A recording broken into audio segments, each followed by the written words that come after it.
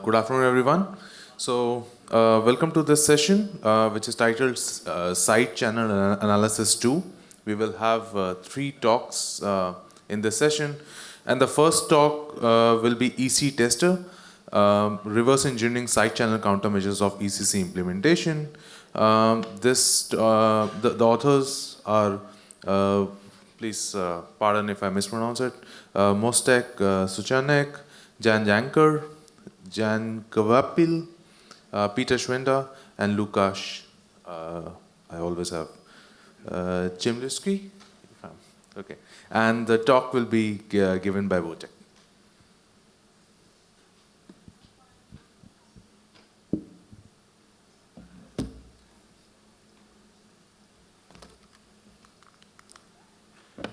Okay, thank you for the introduction. So, yeah, I'll just say my name again. So, my name is Wojtek Suchanek. I come from the Center for Research on Cryptography and Security in Brno, Czechia. And yeah, I'm going to talk about our work on reverse engineering side channel countermeasures of elliptic curve implementations. When I say ECC implementation, elliptic curve implementations, in this talk I mean the standard ECC protocols like ECDSA or ECDH, where sort of the main operation is scalar multiplication. So just to refresh our memories, we need a curve. It's usually fixed, and then there are points on the curve that we can add. And such a point might correspond to a public key, and then there are scalars. These scalars might correspond to a private key or secret nonce or something like that. And the scalar multiplication k times p is just a k-fold addition. And for example, for ECDH, this is basically the derivation of the shared secret after maybe you apply some hash function. Okay, and in the first part of the talk, I'm going to talk about our tool, EC Tester. It's a toolkit for black box testing of ECC implementations and how we tested several ECC implementations, ECC libraries, and Java cards. And how we found out that these implementations very often do not properly validate inputs and domain parameters, so they do not check all the properties of the elliptic curves that you give them or the properties of the points that you give them. And based on the results of this testing, I'm going to describe some methods, not all, that we designed that are able to reverse engineer randomization techniques that are there to protect the secret scalar. And to really start at the beginning, to put the paper in some context, last year my colleague Jan Jančar, who's also sitting right here, presented CHES 2024 presented our work on reverse engineering ECC via side channel attacks, where we sort of argued that side channels or papers on side channels on ECC often assume a white box attacker, so an attacker who knows the details of the implementation. They know what kind of algorithm is used for the scalar multiplication, what kind of coordinate systems are used, and so on. And this sort of goes against a real-world situation where ECC implementations like smart cards, HSM, or TPMs are black box, so the attacker doesn't have that kind of knowledge. And to sort of show that this gap in the knowledge of the attacker is real, we looked at open source libraries, ECC libraries, and showed that the developers really utilize the rich possibilities that elliptic curves offer. So they use a variety of scalar multipliers, lots and lots of addition formulas, elliptic curves, and coordinate representations. And if, based on that, if you enumerate the size of the space of all possible ECC implementations that might appear in these black box devices, we get to a lower bound that just show that, yeah, the attacker has no way of guessing precisely what's happening on the device, and some sort of reverse engineering is needed.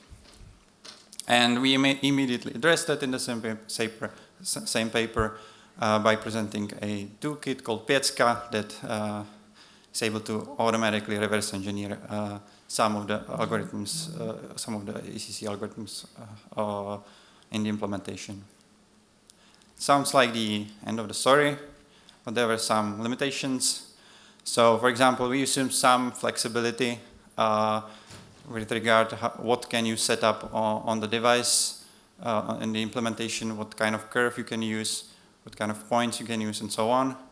But more importantly, we assume that there is no scalar randomization of the private scalar. So the techniques work well regarding side channel countermeasures. We managed to avoid all of the problems except for the scalar randomization. As long as there was a scalar randomization, just broke all of the methods. And the third one was that we didn't really demonstrate it on real-world black box devices. So that was sort of like an episode 1. Today it's episode 2. So in this paper we present a new tool called EC Tester, using which we test the flexibility of what we can do on these devices, of how much we can play with the curves and the points. And then we design methods that reverse engineer the scalar randomization techniques that caused previously in episode 1 all the problems. And we do it without side channel measurements. So yeah, this is a side channel block, but we didn't do any side channel measurements at all. And to show that we just don't play around with simulations, we managed to reverse engineer these scalar randomization techniques on 13 certified Java cards. Very shortly to describe the tool has 2 parts. One part takes care of the libraries. So it tests the libraries through either Java cryptography architect provider for the Java-based libraries, or the rest of the libraries which obviously don't have any unified API. We had to implement some shims to get the unified interface. And so if you want to test your own ECC implementation or some other ECC library, you just have to implement the shim, and then you can start EC testing. And then there's a second part that takes care of the Java cards. You just need to install our EC tester applet, and then you can start communicating through the card reader and testing using EC tester. So what are we testing? Well, lots of things, but just to give you a taste, it's very much all the classical things. So like we test whether the point that goes into the scalar multiplication lies actually on the curve, so that goes in the direction of the invalid curve attack, or whether the point lies in the correct subgroup. So recall that on the curve you want to work over some large prime subgroup, but there might be other points that you want to avoid because of something called cofactor. Then we also test things like verification of malform signatures, or we test how the implementations behave over strange curves, super singular curves with composite curve order. We also test vectors from standards, known vulnerabilities from CVs, and so on. And so lots of tests, also lots of results. Some of them interesting, some less interesting, but some of them managed to be so interesting that we use them for the reverse engineering. I'll just need a couple of them for this presentation. So, okay, so it turns out that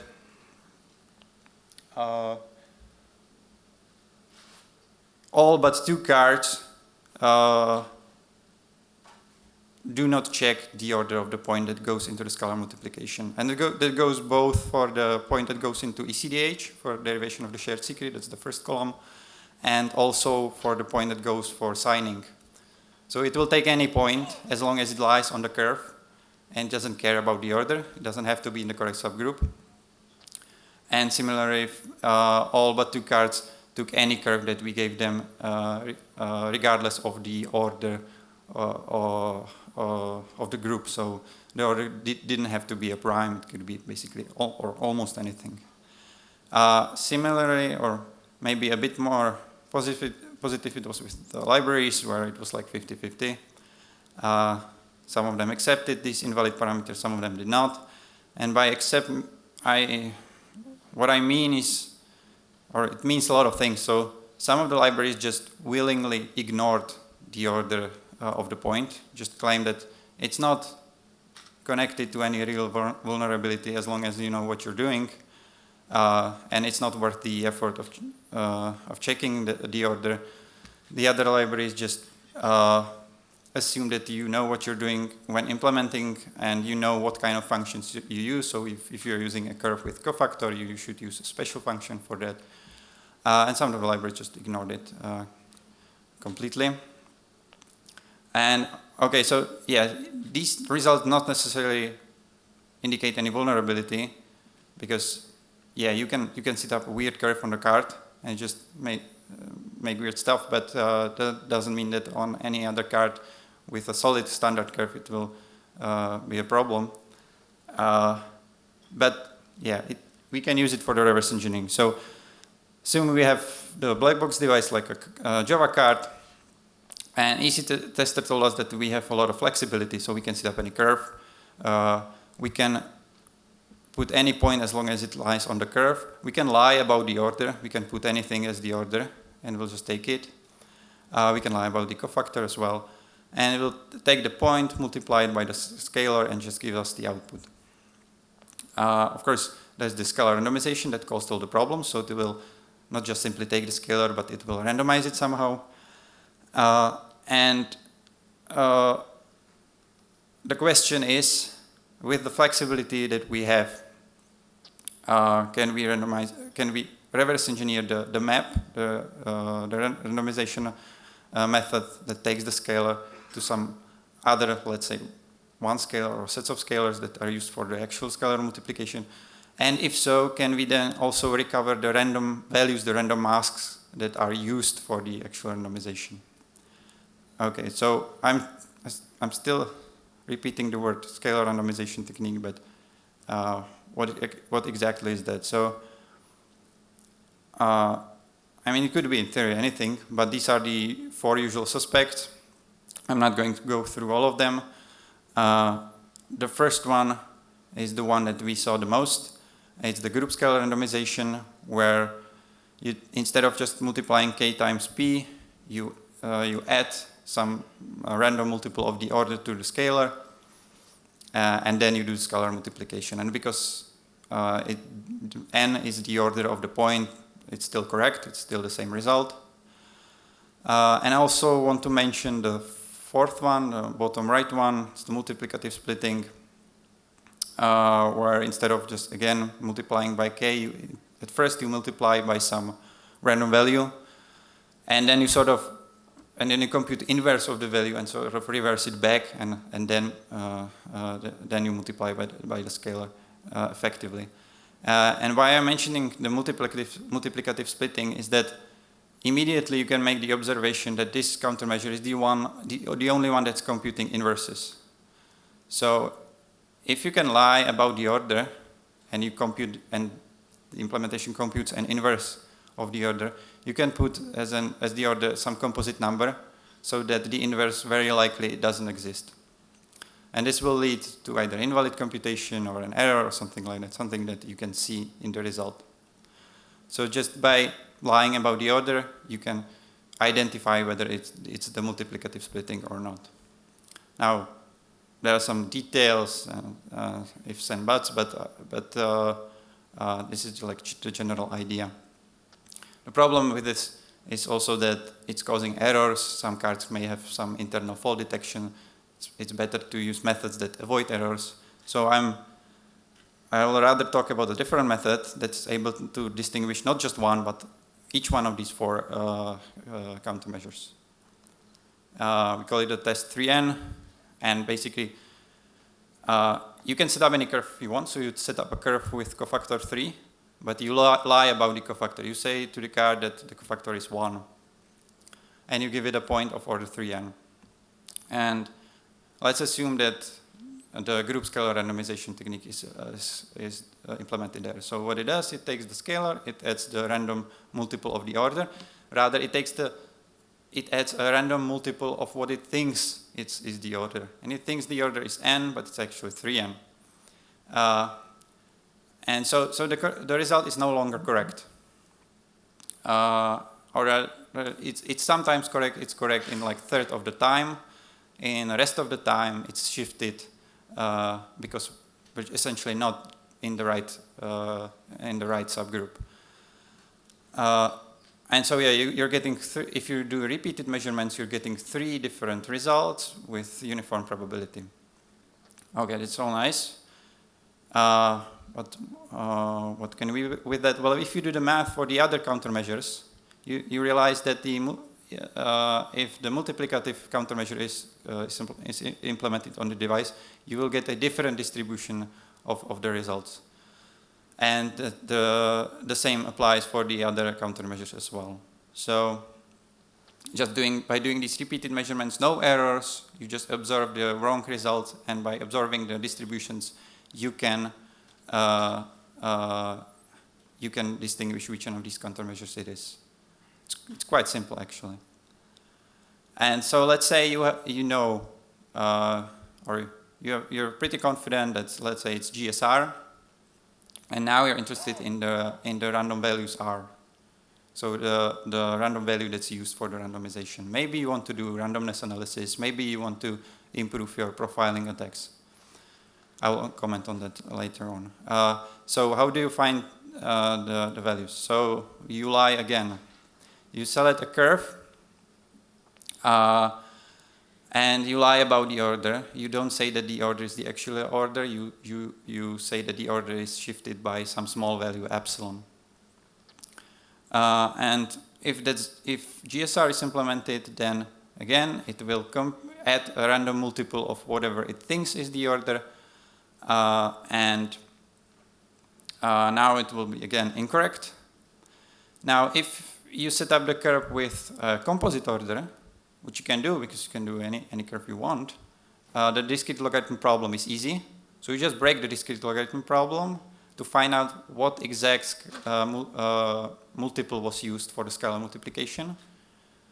And then you just since the epsilon was small, it all breaks down to an integer equality. You can just get the R. There's a mistake in there. It should be d minus k over epsilon. Okay, so this way you can get the masks. So what were the results? So mostly we saw GSR. So in the cards that we tested, we managed to reverse engineer a countermeasure on every card except one. On some of these, we managed to reverse engineer it on multiple protocols. So the column 3n are exactly the results of the test 3n. So you can see the more or less uniform probabilities that indicate that it's GSR. For one card, you can see a different distribution that means that it was most likely the multiplicative splitting. For one card, we are not really sure because as I said, some cards may have some internal fault detection, and not all of the tests, for example, the inverse test, the composite test, doesn't, it caused a lot of errors. So it got bricked before we could do anything. So not with every card we had a full 100% confidence. And for some of these cards, we also were able to recover the masks. Okay, so the conclusion, sort of. So using these methods, I just mentioned 2, but you can find in the paper more of them. The scalar randomization countermeasures are no longer secret. This might affect some rating of the cards. You can, if you collect the masks that are used for the randomization, you can improve the learning phase of profile text. So you can combine it with side channel measurements and combine the information that you get from these measurements and from the masks. It removed a huge obstacle with reverse engineering the scalar multiplier or reverse engineering anything basically with ECC. And yeah, this is basically what we are doing right now. So this was episode 3. Soon there will be episode. Sorry, this was episode 2. Soon there will be episode 3. Limitations. So yeah, if the cards have proper validation, some of them did, then there's nothing we can do. Or if there was a cautious internal fault detection, yeah, the methods just don't work. The big one is a combination of countermeasures. So we assume that only a single scalar randomization countermeasure is implemented. If there are more, a combination of more of them, then you need to tweak the methods a bit. It might get more complicated. On some of the cards, we saw some strange behavior, some indications that this is indeed what's happening in there. Regarding mitigation, yeah, you can do what some of these cards do. You just properly validate the inputs, but this comes with a cost. I mean, checking the order of a point in general is as costly as checking, as deriving the shared secret. So it doesn't come for free, but much better mitigation is just don't allow as much flexibility in the ECC implementations. Just restrict the API to standard named curves, because otherwise the attacker can play with it, as we just did. And yeah, as I said, stay tuned for episode 3. Feel free to explore our tools, and if you want, come grab a sticker after the talk. Thank you very much.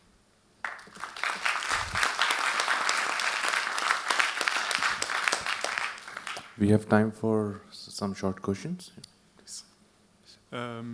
Hey, thank you for the talk. You mentioned that the most common countermeasure that you saw was scalar randomization, and it's relatively well known that it doesn't properly blind the entire scalar if the size of the mask is not big enough. Have you found cards where the size of the mask was too low and some bits of the scalar were unblinded because of that? Yeah, so we saw masks of size 32 bits, which is That's not secure, yeah. Yeah, that was not secure. Then we saw larger masks, something like 160 bits, but we were not sure whether it's like a single mask or maybe it was a combination of more masks coming from more countermeasures. We saw 64 bits as well. That's also not secure. Yeah. Okay, so there are cards out there that are leaving their nonce not properly blinded all the way. Yeah. Okay. Thank you. Oh, hello. I think it's very good work, and I have 2 questions. So first one is, since I already see you reverse engineering many products, including like the Java card. Did you apply for the common vulnerable exposure? I mean CVE. Did you apply for it? Well, we contacted the vendors, but they didn't reply that much. I mean, it's not a real vulnerability, so I guess they just didn't feel that threatened. But yeah, we tried to contact them. We're still waiting for the response. Okay, you guys just contact them and okay. So the second question is, so in my understanding, the EC tester is the key point why it could work is the input does not being judged. Do you think this is the key point why the EC tester could work? Because the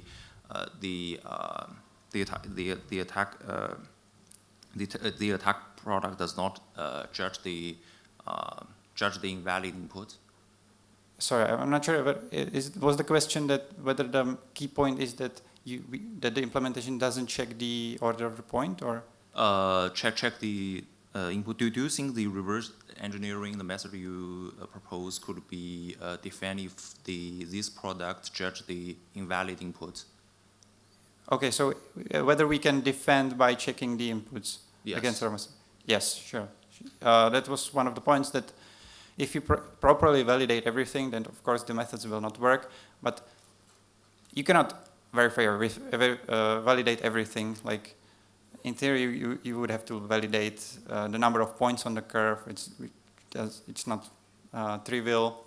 And even if you could, as I said, it can be very costly to validate, let's say, the order of the point. The order of the point.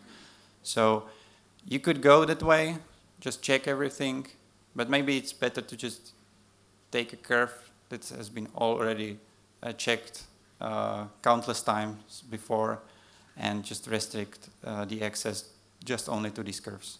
Oh, I see. Got it. Thank you. Very good work. I think let's thank the speaker again.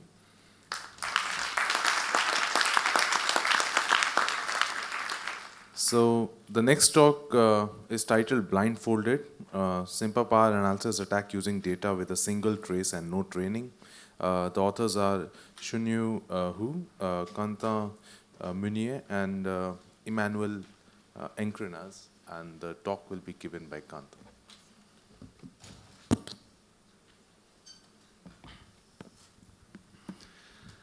Thank you for the introduction. So I'm Quentin Meunier, and yes, I'm going to present to you this work made with Shunyu Hu and Emmanuel Encrenas. So first, a very quick introduction on side channels. So now you're familiar with it. So cryptographic protocols rely on mathematical algorithms which are supposed to be safe. So it's impossible to retrieve secret information in reasonable time. However, the implementations can be vulnerable because the attacks are linked with the software and hardware which execute this algorithm. So one class of such attacks is passive attacks or observation attacks, in which we record physical quantities such as time or power, dissipated power or electromagnetic emission, and then use these traces and analyze them to recover secret material such as a key of the algorithm. So in the rest of the presentation, I'll focus on power. So let's have a very quick look at power profile. So if we just measure the power of different instructions executing on a simple core, we'll see that these instructions will have different power profiles, and that actually by looking at a trace, we can identify which instruction is being executed. So in this case, we have multiplications, additions, and no operation. And when we're used to it, we can quite easily see which instruction among those three is being executed. So now, if we look at the execution path or execution trace of a program, it's a sequence of all executed instructions.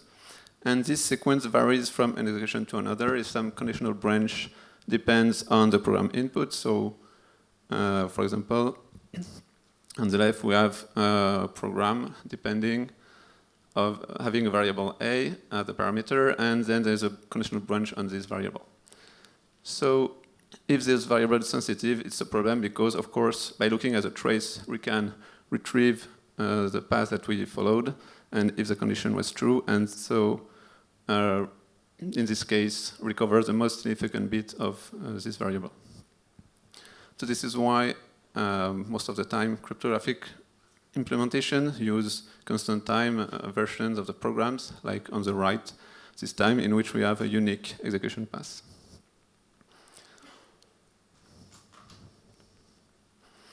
So the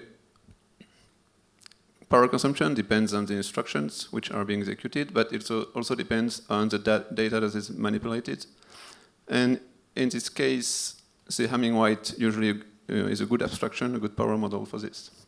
So this is due to the fact that the Hamming-White correlates with the Hamming distance, the number of bit flips in hardware, which is mostly responsible for the power consumptions. So on the right, on the figure, we can see that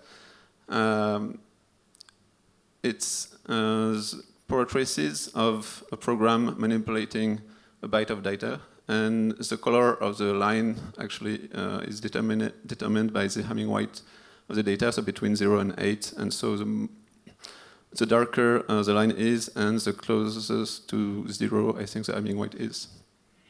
And we can see that there's a kind of gradient.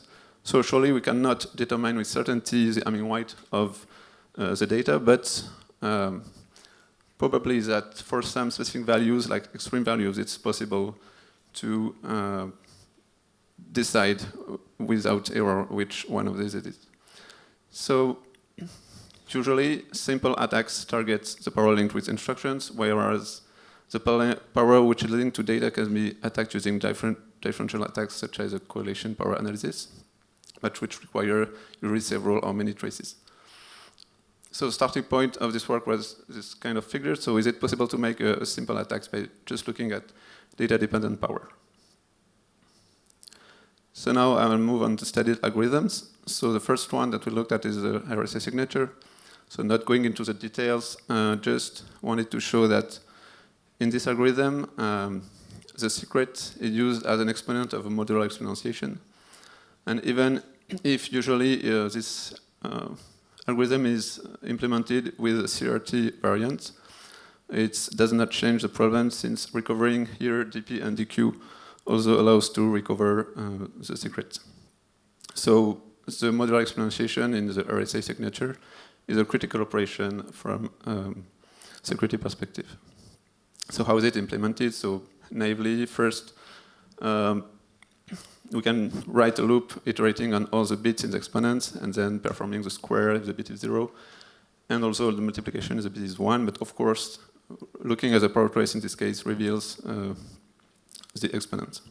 So for avoiding this problem, we use usually constant time versions in which we'll always perform the square and the multiply and then select the correct result depending on a condition, which will be here the exponent bit. And of course, this function, which I call setcount in this case, has to be constant time 2. So the modular exponentiation can also be performed using a constant time fixed or sliding window. I'll present maybe later. And also we were interested in elliptic curves. So before that, we have a nice talk about elliptic curves. So I'm going to be very quick. In elliptic curve, we have usually a base point of the curve, and we have a way to make a multiplication between a point of the curve and a scalar by traversing the scalar in binary. So it's similar to the modular exponentiation, except in this case, the square will be replaced by a double operation and the multiply by an addition. So for ECC, we choose a base point of the curve and a modulus which can generate a subgroup which consists in the multiples of this base point. So ACDSA, I guess most of you are familiar with it too, so I'm going to go into the details, but just to notice that in the signing process, there is a random scalar, which is K, and which is secret in the sense that knowing this scalar can break the signature, so the multiplication between this K and G is a critical operation. So there are several ways to perform this scalar point multiplication. So one of them here we're interested in is the fixed window version. So we'll first pre-compute the first 2 to the power of w minus 1 multiplies of the base point. So w here is the window width. And then we will traverse the scalar by group of w bits and perform w additions, and then access to the pre-computed element corresponding to the multiple of the window value. So here, the critical operation is the access to CU, because U here is a secret window value. So now I'll present the targeted implementation. So the first implementations we're interested in were in the libjcrypt library. So in libjcrypt, there are 2 versions for the modular exponentiation. So the first one is what I called before the traditional one. And in this version, they have a setcount function, which takes as parameters, so the 2 values v and u, which we want to select from, and the condition c, which in this case will be a secret bit. So first, the function computes 2 masks, mask 0 and mask 1, as 0 minus a condition, and the condition minus 1. And so the mask results will be either 0 and minus 1, or minus 1 and 0, depending on the condition.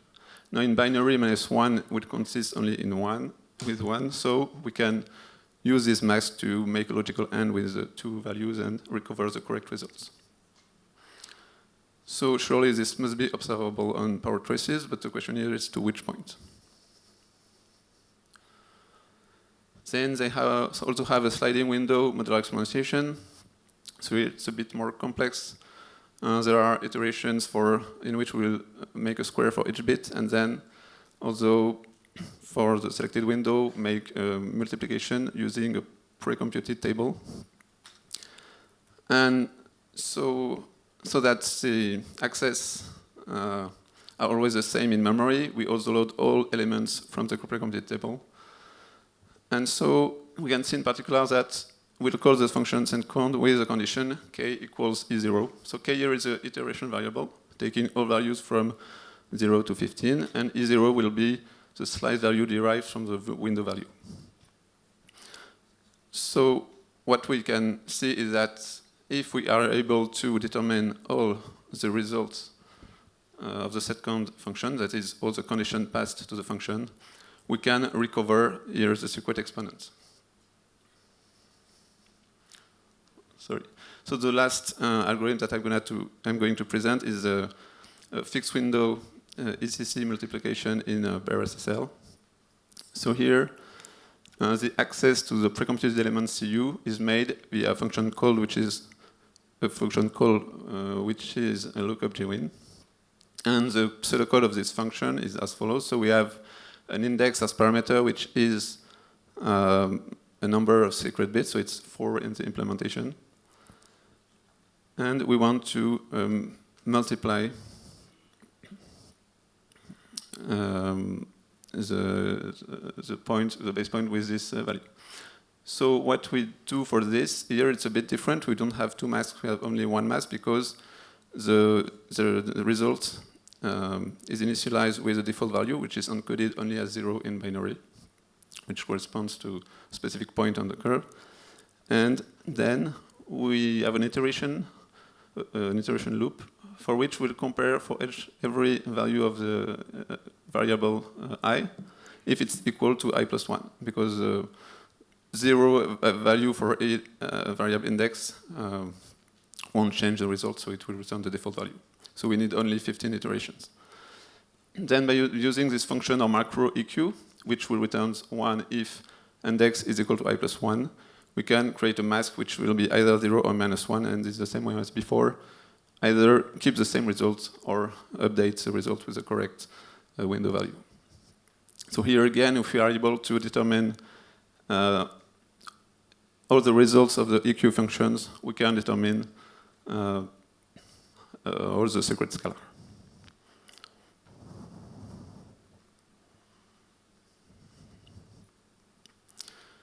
So now onto the experimental part. So we use the CHES Pro device with the STM32F3 board and a Cortex M4 core, and recorded traces with 1 sample per cycle.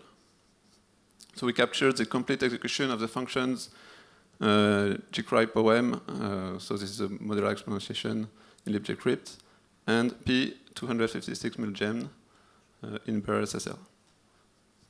So one difficulty is that the traces are quite long, since they consist in more than 500 million cycles.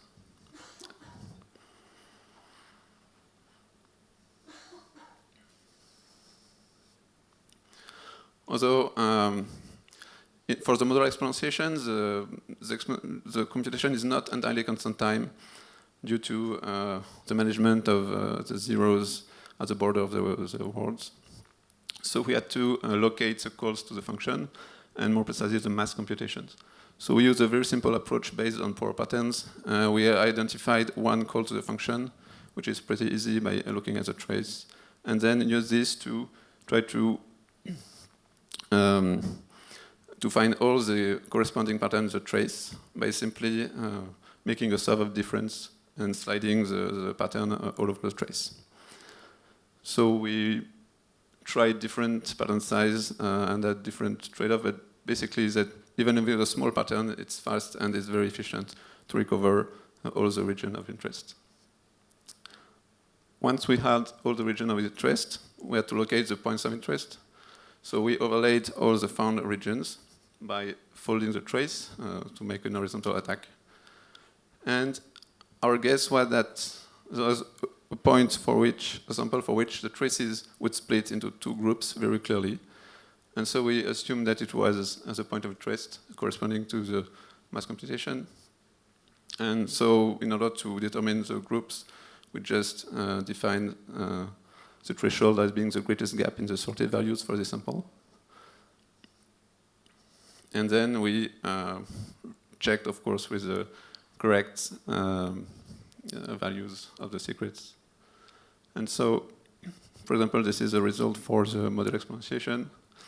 And we can see that for several samples, actually, so here the color is the condition value, so green is 0 or 1, I don't remember, and orange is the other value. We can see that for some samples, the traces clearly split into two groups. And so a single sample is enough to recover the condition value. So we performed the attack on 30 traces corresponding to 30 different keys. And for the traditional version, we had only a single incorrect bit. And for the sliding window, made similar experiments on 30 different traces and had no incorrect bits. So now for the ECDSA multiplication,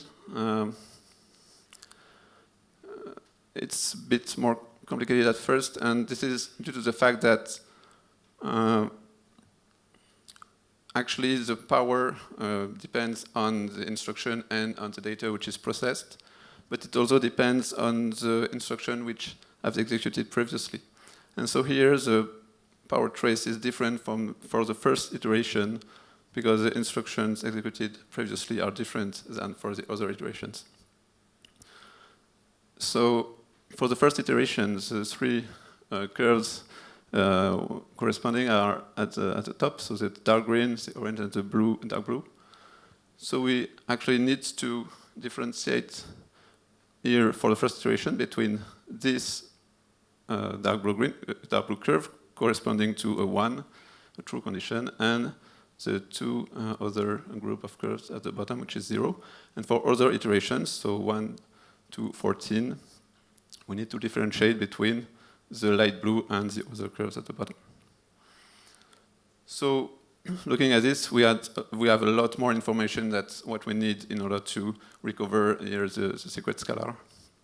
For example, we can see that during the first iteration, not only we can know if the value is 1, but also if it's 0. If it's 0, it means that for all the other remaining iterations, the condition will be false. There's a priori no reason that we could know this, but actually we notice that we know because looking at this sample, the dark green curve shows that it's different from the orange, and the difference between the two is that in one case the index value is 0, and in the other case it's different from 0. So for the attack, we only considered one sample here and differentiating these values for first iteration and this value for the other iterations. So we performed the attack on 1,000 traces, independent single trace, and we could recover all the secret scalar without any error. Then, okay. We tried to see if this could be applied to other processor cores. So we tried to make measures with the setcon functions on 3 cores, so Cortex M0, Cortex M3, and Xmega. And for Xmega and Cortex M3, we have the same type of results for which the curves clearly differentiate between the condition value. For Cortex M0, we don't have this, so probably it's necessary to average several samples or something to perform the attack. So it's no more a simple power attack.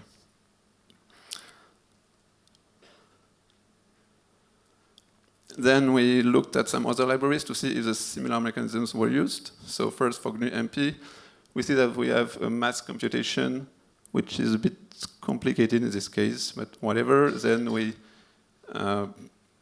select the correct result between square and multiply in the same way as what we have seen before. So same technique here is used. For OpenSSL, we do the same here with the constant time aqint function, which will return 1 if the two parameters are equal. Then we do 0 minus either 0 or 1 to create a mask, and then do a bitwise AND. So always still the same. And then for embedTLS, we have a call to a function called embedTLS constant time uint aq, so same thing, and then const assign, which will use the result of this call to create a mask and also select the correct result. So for the three libraries that we have looked at, there is a similar technique which is employed. And so basically the problem is that we use constant time to avoid such channels, but it doesn't work at all. And the message is selecting the result with a masking technique, as it is most often used, doesn't work. So in conclusion, we have presented our attack blindfolded, side channel attack targeting the mask computation in constant time implementations. So the attack requires a single sample for each condition. There is no preliminary profiling. We just looked at the trace, no training, and it has a very high accuracy for simple calls. So now we are looking at some post-quantum algorithms and also trying to link the power consumption with the processor architecture at RTL level in order to have a better knowledge of the leakage model. Thank you for your attention.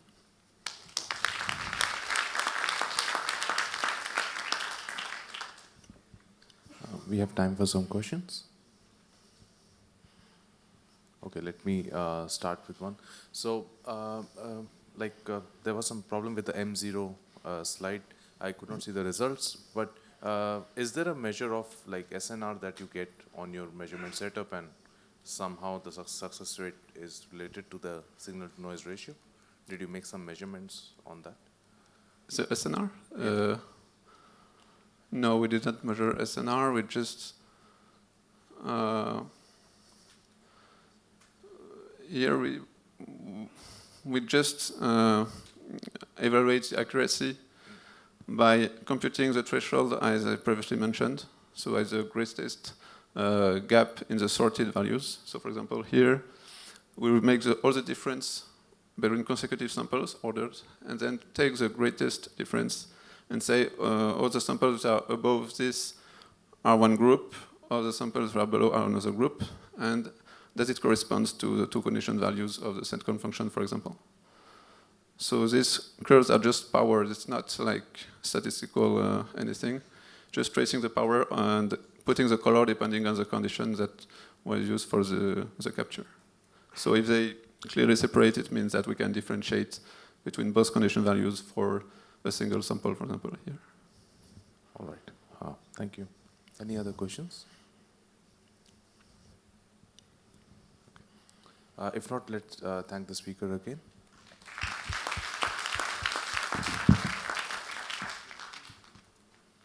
So with this, we come to the last talk of the session, and the title is All You Need is a XOR Convolution, a generalized higher order side channel attack with application to XCX, XC-based encryption. The authors are Rei Uno, Akira Ito, Yosuke Todo, Akiko Ione, Kazuhiko Minimatsu, Hibiki Ishikawa, and Nofomi Homa, and the talk will be given by Rei Uno. Thank you for the introduction. I'm Rei from Kyoto University, Japan. Today, that's my great pleasure to talk about the generalization of the higher order side channel attack and its application to XCX and XC-based encryptions. This is a collaboration with Akira Yosuke with NTT Social Informatics Laboratories, and Akiko Kazuhiko with NEC, and Hibiki and Naofumi with Tohoku University. XCX and XC schemes are major primitives in symmetric cryptography to convert block cipher into tweakable block cipher, TBC. XCX and XC schemes are measure for realizing efficient authenticated encryption and message authentication code MAC, such as OCB and PMAC. This figure shows the overview of the XEX and XE with block cipher EK. In XEX-based encryption, so plain text and ciphertext are masked by random offset like this. And in XE, only input plain text is masked by the random offset. And its output is basically usually considered as the intermediate value of the mode of operation. And this random offset should be kept secret to ensure the security of the mode of operation. So XEX and XE-based encryptions have been widely deployed in the real world due to its efficiency. So in particular, OCB and PMAC are used, known as the standardized in the RFC. And in addition, XT is also measure XEX-based encryption. So although it provides limited confidentiality and no integrity. So due to its efficiency, so it is used in, for example, IEEE and NIST standards, secure enclave such as Intel TDX and AMD SAFE, and disk encryption like Apple's FileVault, Windows BitLocker, and Linux DM Crypt. So analysis of the XEX and XE-based encryption is now very important. So in XEX and XE-based mode of operations, how to generate the offset sequence is very important to ensure their security as a mode of operation. Here, again, so all offset sequences should be kept secret for the security. Therefore, initial offset is usually given by secret key and nonce using block cipher.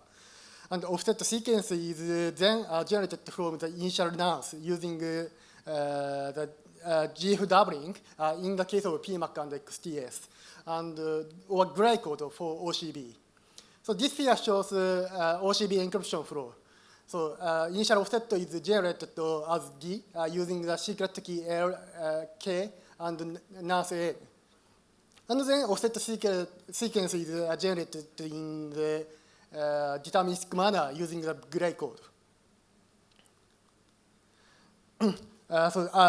So this construction of the offset sequence guarantees that the collision probability of the offset is negligible in the block cipher size or graph field size.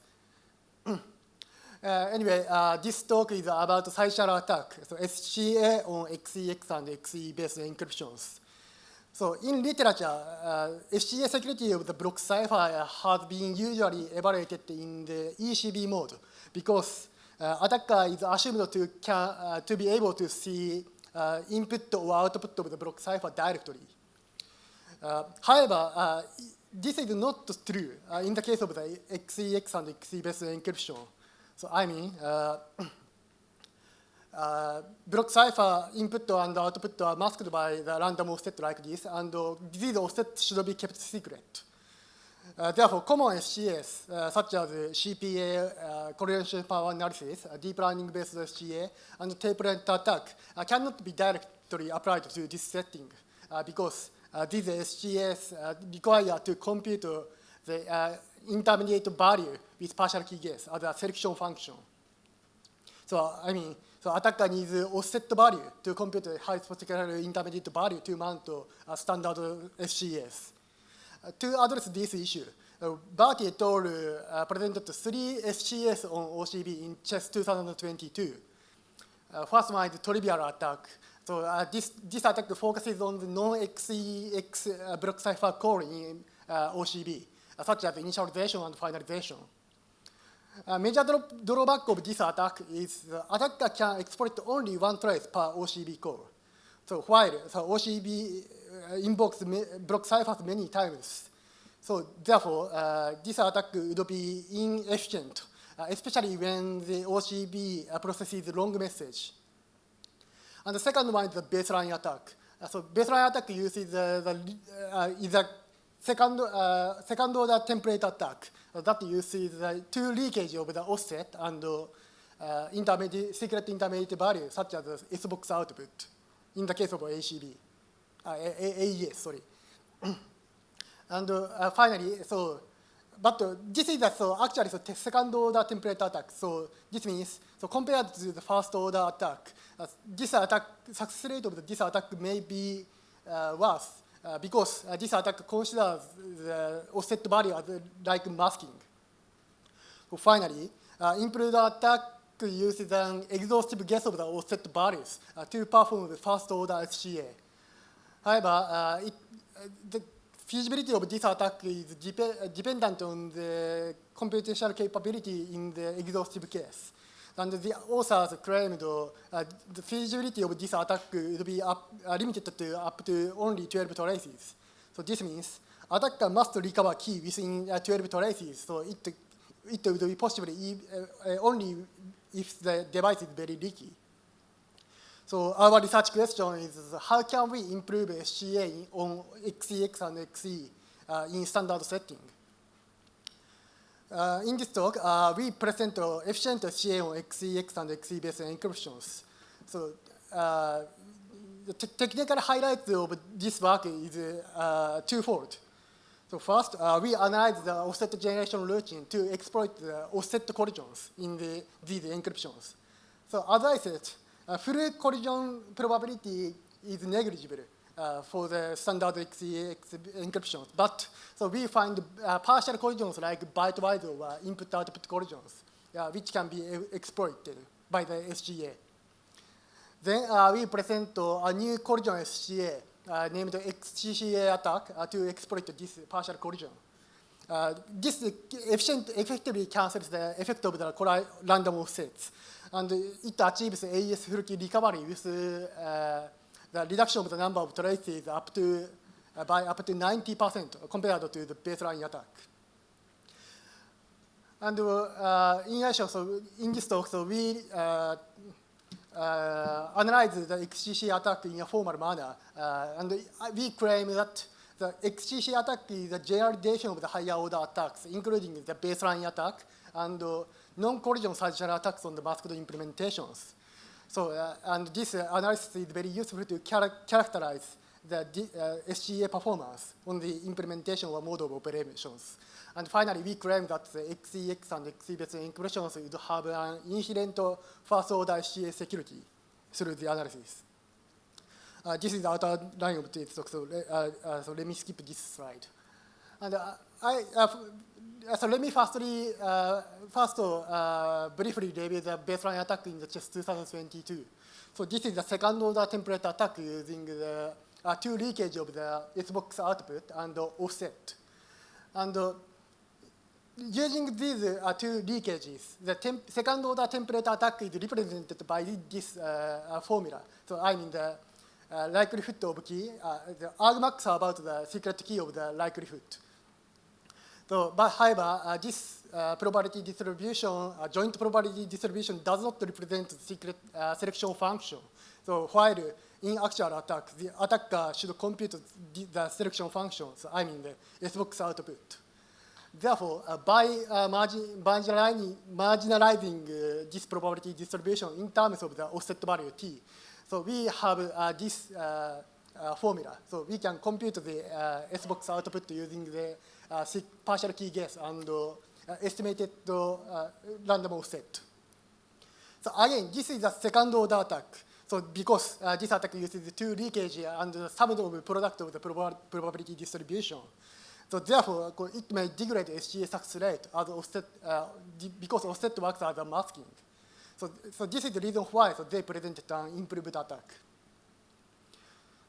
And so although they presented a template attack, I mentioned that this attack can be performed by a deep learning-based SGA, DLSGA, using the Bayes theorem. So I mean the condition and payload of the probability distribution is inverted.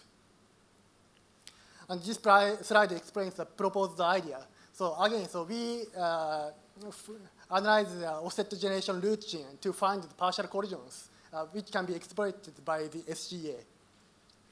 And we then use the collision SGA. So collision SGA is a type of SGA that estimates the difference of the partial secret key, so instead of the key value itself. And so why collision SGA is effective is explained in by this formula. So I mean, if the offset value is colliding, this colliding value is cancelled if we take the difference of the key bytes. However, all existing collision SCAs cannot be applied to this setting even when the offsets are colliding, because the major motivation of the existing collision SCAs is exploiting the power of profiled SCAs in the non-profiled setting. And most of them use an online profiling phase, but this cannot be performed due to the random offset effect. So we propose a new SCA named the XGCA attack. This is a profiled collision attack.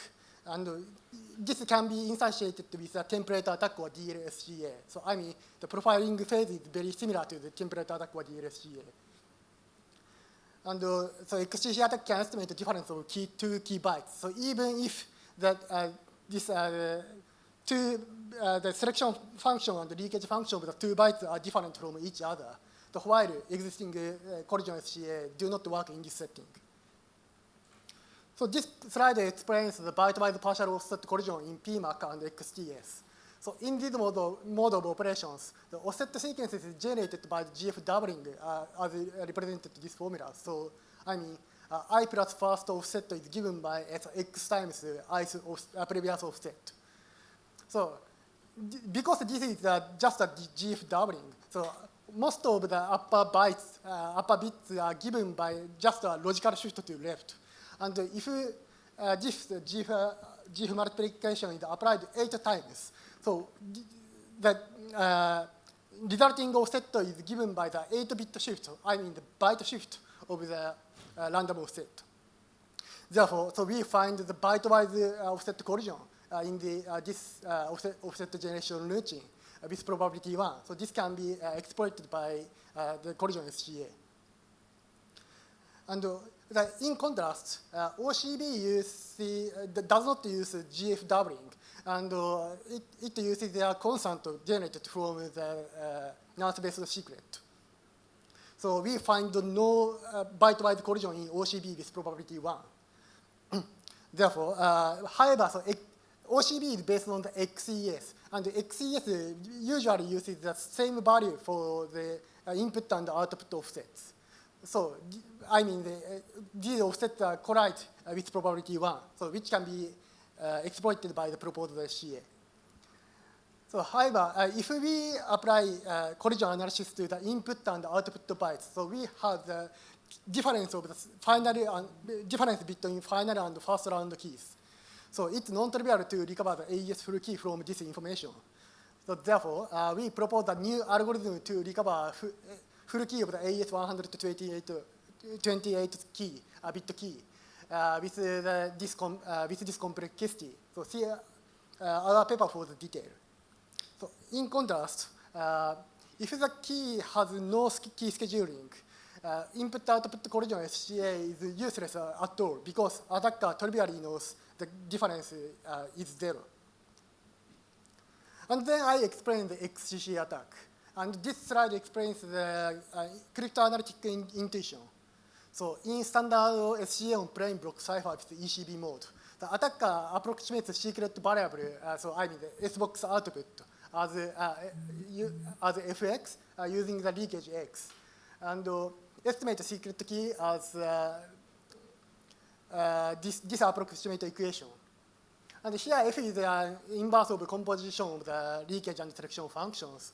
And here fx corresponds to the S-box input. Of course, this is an approximation influenced by non-trivial noise. So therefore, we need many observations to remove the noise effect. And so I mean that we should have many these approximations with different M and noise. And however, in XE and XEX and XE settings, this approximate equation is given by given with random offset key.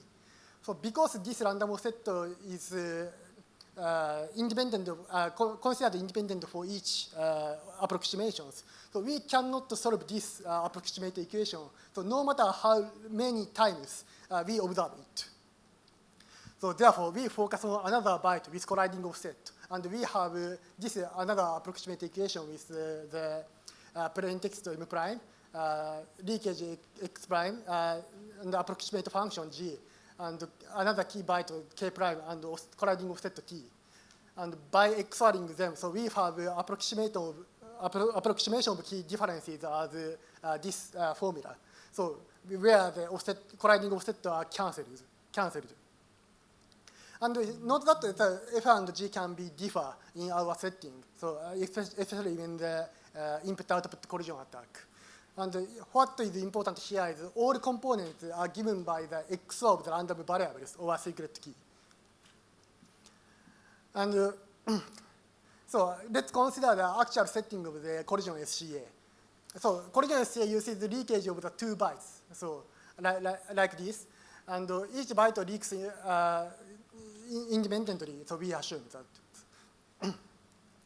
And so as in this approximation, so we estimate x of the fx and gx prime from leakages.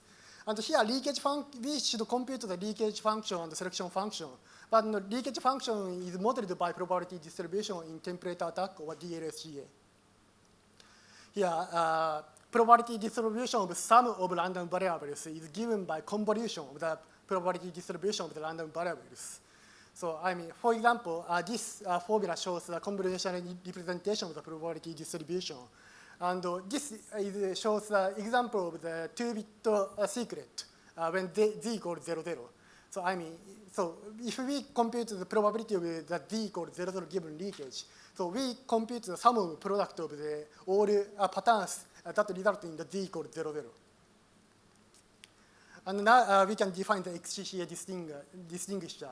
So recall that the standard DLSCA on the plane AES is given by this formula. So I mean the argmax of the likelihood of the secret key. And this probability distribution, so I mean the probability distribution of the secret variable given conditioned by side channel leakage. And this is the selection function. So I mean, so we compute the leakage and selection function like in this manner. And so proposed attack can be given by just replacing this probability distribution to the extra convoluted one, like this. And this phi is the selection function, and phi prime is another byte, selection function of the another byte, such as S box or inverse S box. Note that the XCCA template attack can be similarly defined. And so to validate our attack, so we simulate XCCA template attack with Hamming weight leakage and the Gaussian noise.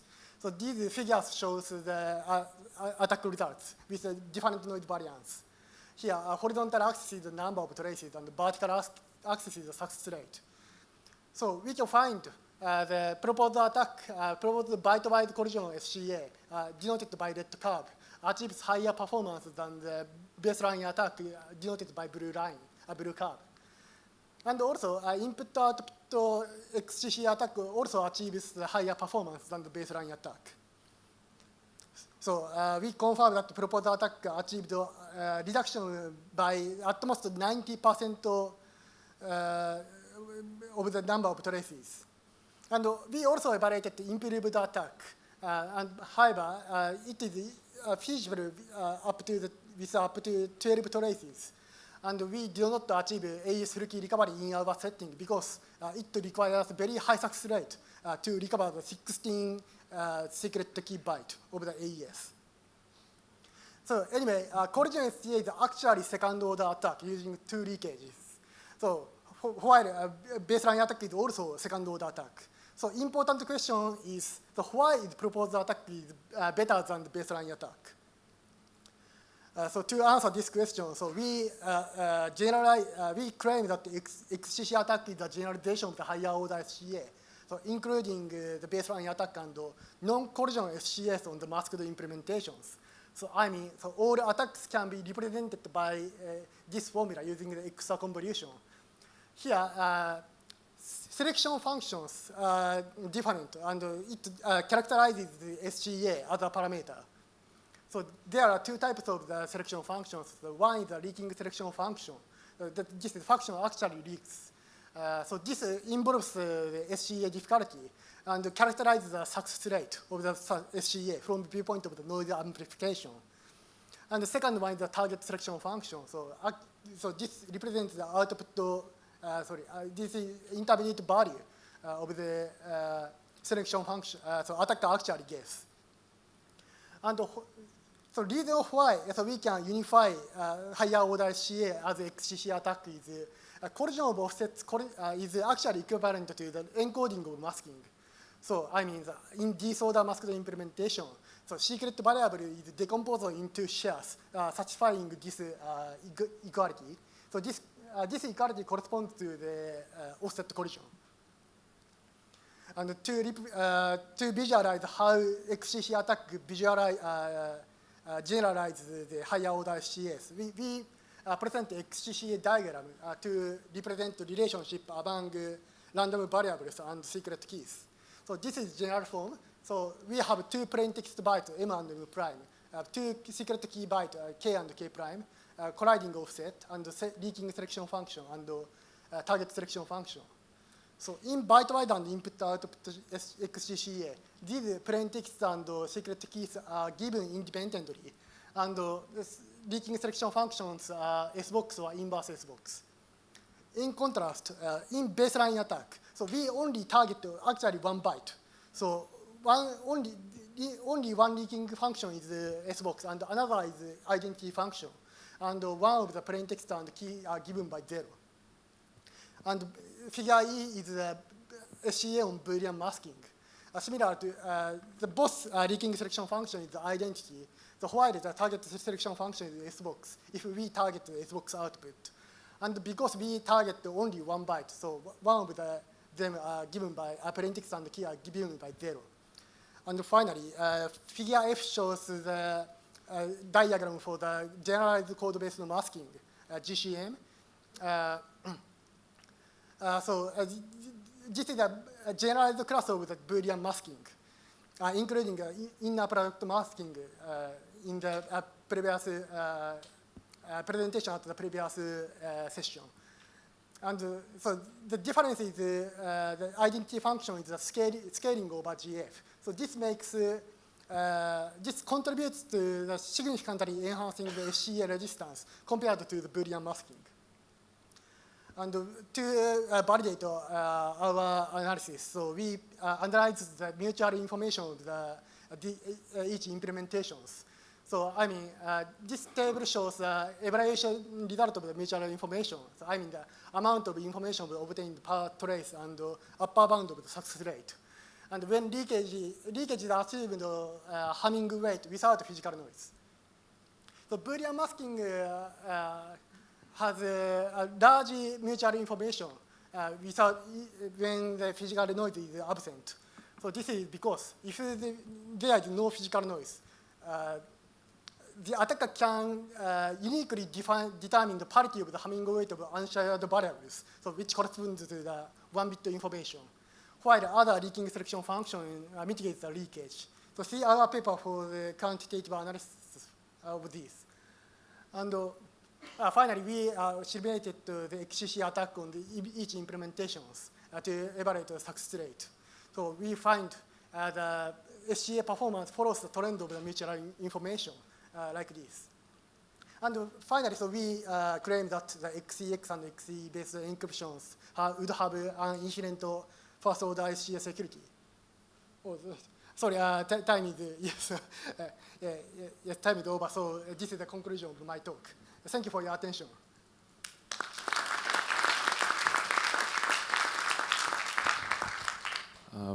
We have time for one short question.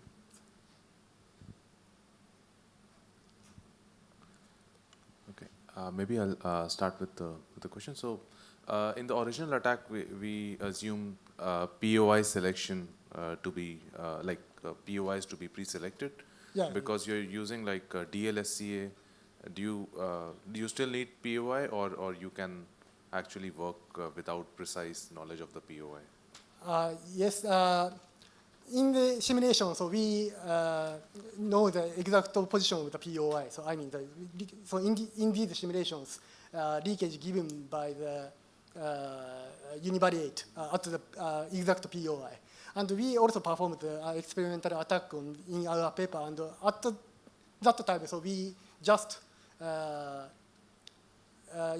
input the traces to the deep learning without any intensive POI selection.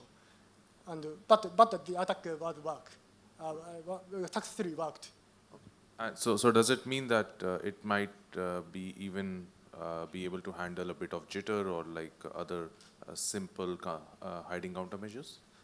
Yes, I think it will be basically yes. And yeah, so deep learning can handle the, so for example, the misalignment or jitter problems. But I think so if some trace segmentation or something like that is performed, then the attack performance, the DLSA performance would get better. Thank you. So with this, we conclude the session. Let's thank all the speakers of the session. Okay.